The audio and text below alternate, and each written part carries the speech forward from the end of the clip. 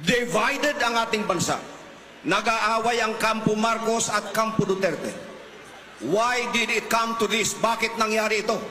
Sapagkat merong isang tao na napakaaga gusto nang tuparin ang kanyang ambisyon na maging presidente ng Pilipinas.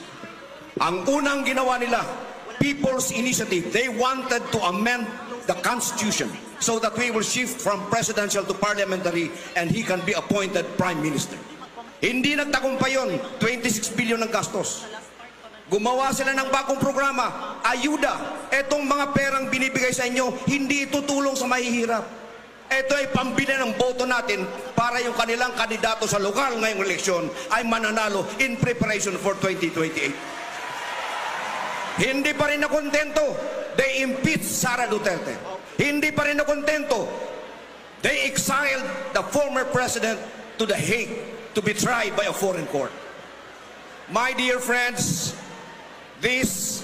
all of this have bearing on our local politics.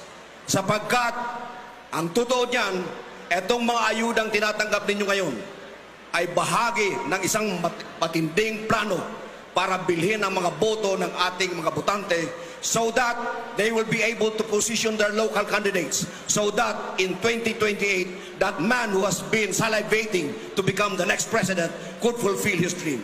And this man is no other than Martin Romualdez.